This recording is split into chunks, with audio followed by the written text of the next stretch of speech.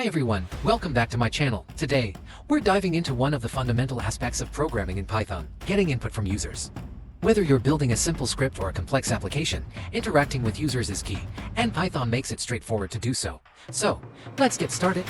First, let's cover the basics. To get input from a user in Python, we use the input function. This function waits for the user to type something and then returns that input as a string.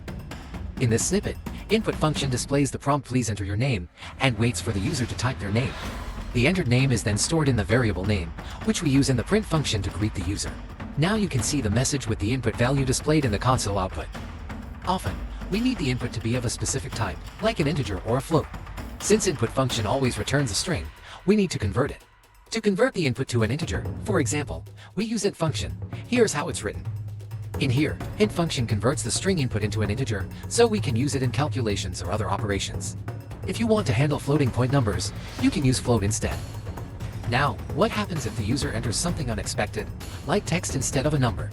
In such cases, we can use a try-except block to handle errors gracefully and prompt the user to provide valid input. In this example, if the user enters input that cannot be converted into an integer, Python raises a value error. The except block catches this error and informs the user that their input is invalid, giving them a chance to try again. The loop continues until valid input is provided.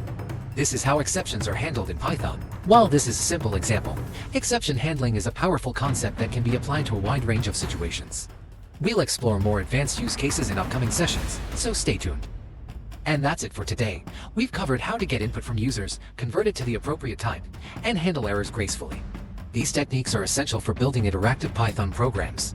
If you've stuck around for this long in the video, it truly means a lot to me, and I really appreciate your support. If you found this video helpful, please give it a thumbs up and don't forget to subscribe for more Python tutorials.